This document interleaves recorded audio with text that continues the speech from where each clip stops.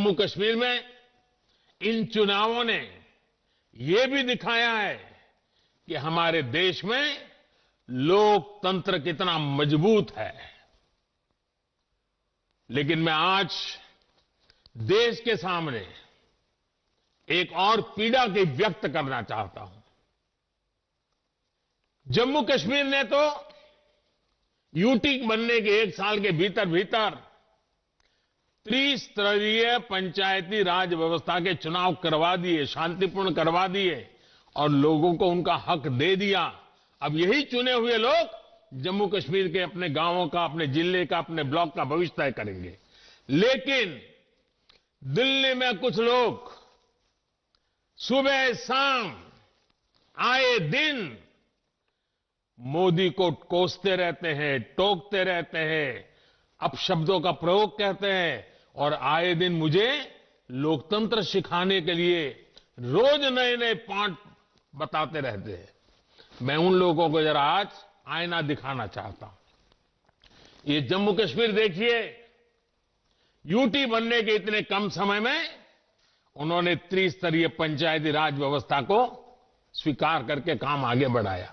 लेकिन दूसरी ओर विडंबना देखिए, पुडुचेरी में सुप्रीम कोर्ट के आदेश के बावजूद पंचायत और म्युनिसिपल इलेक्शन नहीं हो रहे हैं और जो मुझे यहां रोज लोकतंत्र के पाठ पढ़ाते हैं ना, उनकी पार्टी वहां राज कर रही है।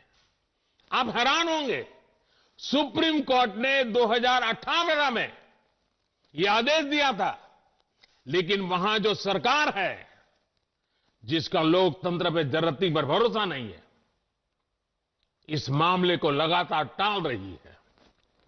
साथियों, पुडुचेरी में दशकों के इंतजार के बाद साल 2006 में लोकल बॉडी पॉल्स चुनाव हुए थे।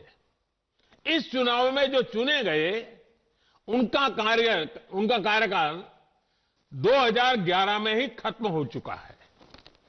कुछ राजनीतिक दलों की कथनी और करनी में कितना बड़ा फर्क है, लोकतंत्र के प्रति वो कितना गंभीर है, इस बात से भी पता चलता है।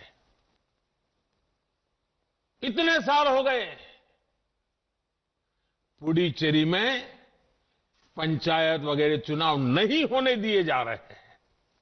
भाइयों और बहनों, केंद्र सरकार ये लगातार कोशिश कर रही है कि गांव के विकास में गांव के लोगों की भूमिका सबसे ज्यादा रहे। प्लानिंग से लेकर अमल और देखरेख तक पंचायती राज से जुड़े संस्थानों को ज्यादा ताकत दी जा रही है। आपने भी देखा है, गरीब से जुड़ी जरूरतों को पूरा करने के लिए पंचायतों का दायित्व अब कितना बड़ा है। इसका लाभ जम्मू कश्मीर में देखने को भी मिल रहा है। जम्मू कश्मीर के गांव-गांव में बिजली पहुंची है। यहां के गांव आज खुले में शौच से मुक्त हो चुके हैं।